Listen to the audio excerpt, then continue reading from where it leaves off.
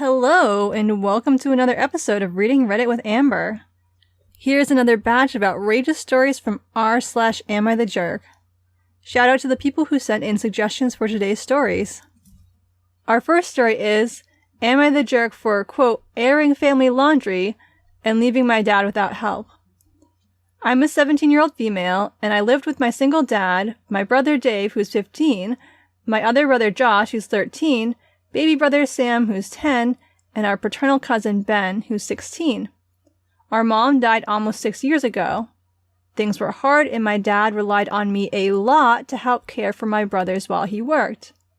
I didn't complain and just helped wash and cook for them when Dad wasn't home.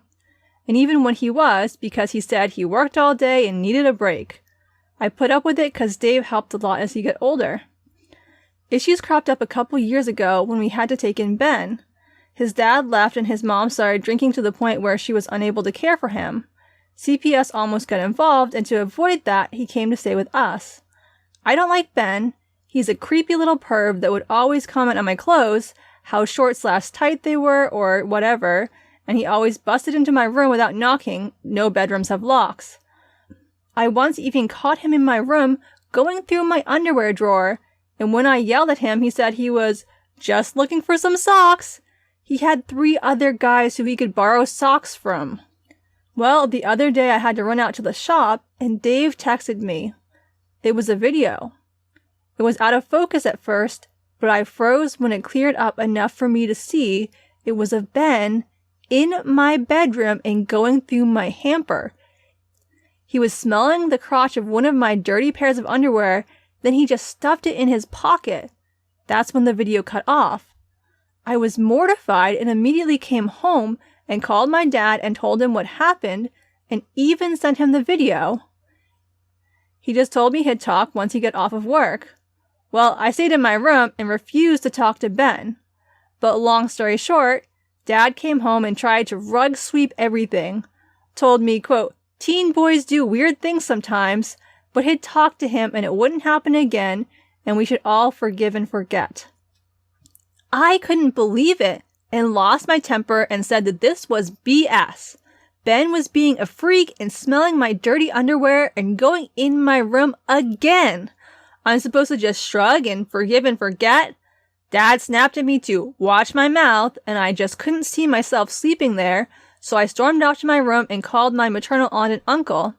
I told Aunt everything, and she was horrified and said she was coming to get me to stay with her. I packed a bunch of my stuff, and Dave helped me take a couple of bags and boxes outside. Dad was in his room and didn't notice I was gone till the next day. But my aunt told everyone on my mom's side what he did, and now he's getting a lot of stuff from my family for it. He's mad at me for, quote, airing family laundry to everyone and making him look like a bad dad. But it feels like he didn't care Ben was being gross toward me. Like he didn't care. Am I overreacting? I know teen boys are gross sometimes, but still. Should I have just done something different? Maybe asked to stay with my aunt and not said why? Am I the jerk? Edit. I've been getting lots of comments of people thinking Ben was the one to record himself and send it to me. He didn't. Dave, my brother, caught Ben in my room and recorded him on the sly, thinking he was going to catch him stealing or something, not full-on creeping that weirdly. Dave said he planned to send the vid to our dad as proof Ben was stealing.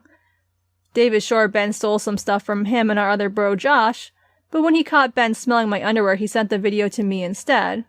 Also, I'm staying with my aunt indefinitely until my dad either kicks Ben out or really punishes/reprimands him and installs both a knob lock and a padlock on my bedroom door. Opie is not the jerk.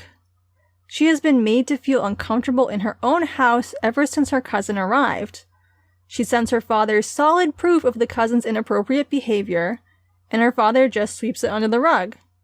Opie had every right to try to find a safe environment to live in.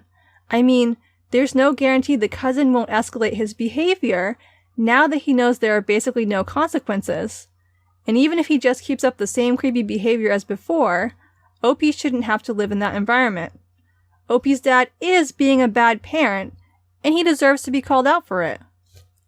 Our next story is, Am I the jerk for telling my coworker why I don't use our company health insurance?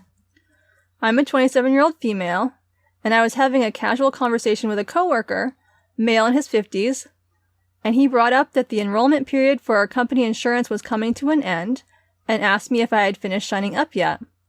I responded by saying, "Oh, I use my husband's insurance. Our company is opposed to reproductive rights and only covers birth control when mandated by law." He said something along the lines of, "I guess you need some type of control," and we moved on to talking about the technical work that we were doing. Later in the afternoon, I got an email from my boss, 26-year-old male, and he said that I shouldn't talk about the details of my personal life with my coworker, and it made people uncomfortable. My thought is that equal rights only happen when people are willing to make it part of mainstream conversation. Am I the jerk for responding truthfully, but possibly with a bit TMI to a conversation started by my coworker, or should I have just kept it at, "Oh, I use my husband's insurance," and not finish the sentence? Edit. There was one other person in the room when I made the comment, also male in his 50s. My boss didn't say who, but my belief is that it is the other person in the room who made the complaint, not the one I was actually talking to. Edit 2. Wow, a lot more attention than I thought. First, a lot of questions about my work. I work for a hospital owned by a Catholic conglomerate that employs about 125,000 people. I accepted the job when it was my only career-related option for work, and it can be hard to leave. I wish I could work for someone with all the same ideals as I have, but then I would probably just be self-employed. There are several people in my department who are openly non-Christian religions and LGBTQ+. Just because it is a Catholic organization does not mean it directly reflects the views of many of the employees. I spoke with my boss today. He was promoted from being my coworker about a month ago and is still semi-transitioning into his first management job. He apologized for his email without discussing it with me, and I apologized for my combative tone in the workplace. He mentioned that our company policy includes harassments to include conversations that make people uncomfortable when they are within earshot, even if they are not directed at them, which confirmed my suspicion, but also conceded that what I said would not be considered harassment. I apologized for taking such a combative stance and said I will try to be more cognizant of my tone and audience in the future. He said that he never made an official statement to HR and was addressing this as a disagreement between coworkers. I also believe my other coworker statement was sort of a clumsy agreement with me, as I saw in the comments, not an attack at me, so I did not mention it. I'm going to say that OP is not the jerk. OP didn't say anything about whether she personally uses health insurance for birth control, so I don't see how this has anything to do with her personal life. And I think it's worth making sure people are aware of the downsides of insurance policies.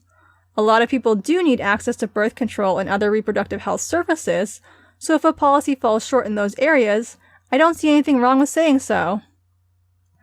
Content warning on this next one.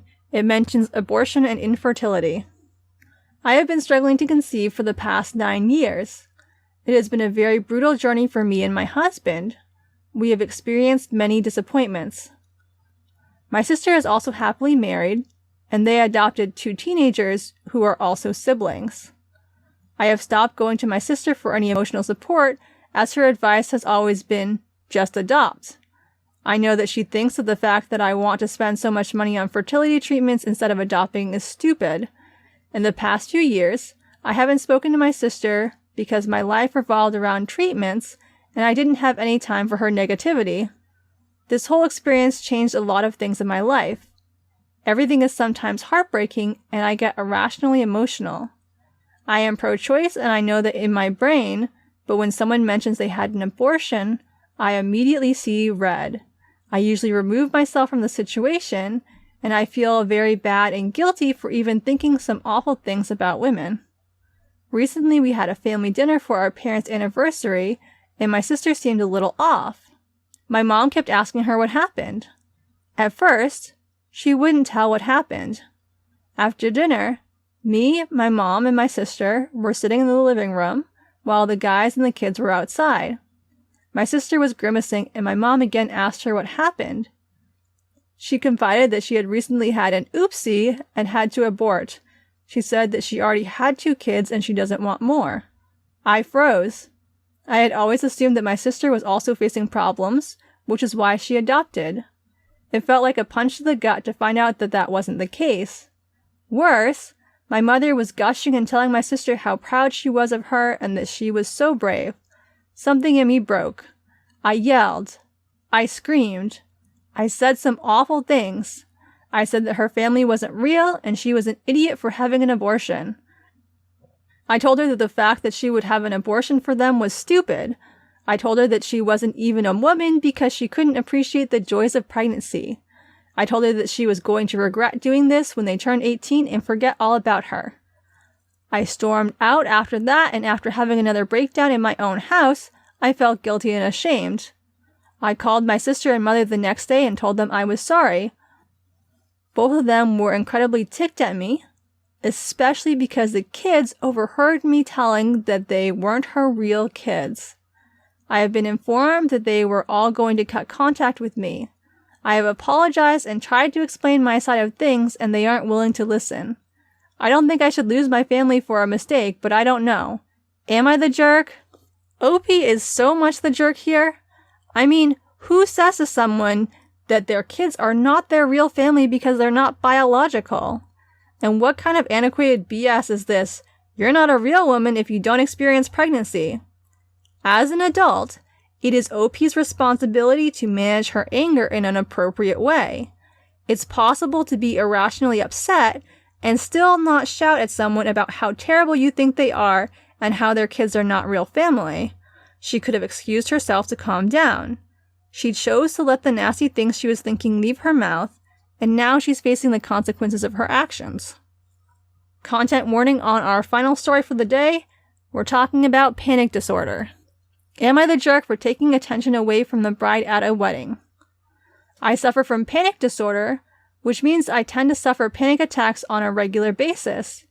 They're usually triggered by external stimuli, especially if it's related to my PTSD, but they can also happen seemingly out of nowhere. I was abused repeatedly as a child, and am still dealing with the fallout in adulthood. Fast forward to last weekend. My girlfriend's cousin, let's call her Susan, was getting married and invited me to come to the wedding as a +1. It was a very small, intimate ceremony, but relatively safe given COVID restrictions. I'd already been feeling on edge earlier that morning after an argument with my dad, but decided to come anyway, thinking being with my girlfriend's family would help get my mind off of things. Sadly, this on-edge feeling didn't go away. I tried to hold in my anxiety to keep the peace, but it wasn't working. My girlfriend tried calming me down, holding my hand and assuring me everything was okay. After a few minutes, I got up during the vows and headed for the lobby to try and calm down. My girlfriend got up with me. A few people stared at us as we left. After a while, I did feel better, and some relatives asked me if I was all right. It felt nice knowing these total strangers weren't going to judge me for a mental health crisis that I couldn't control. Later that day, I was at my girlfriend's apartment.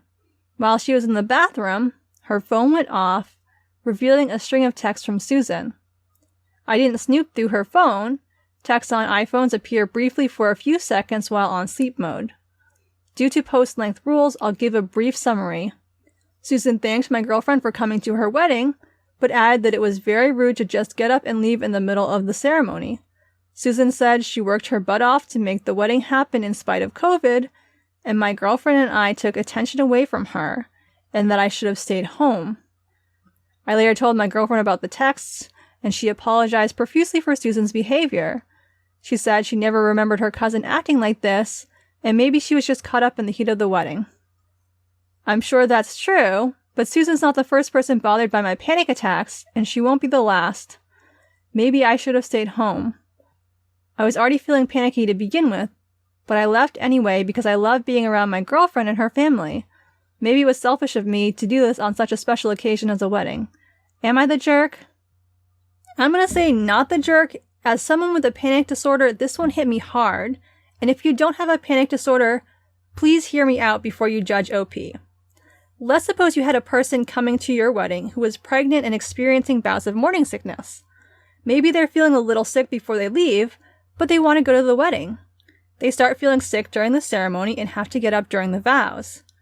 If you can understand this, and can accept that a pregnant person still should be able to attend a wedding even if they might get sick, then you should be able to accept a person with panic disorder at a wedding.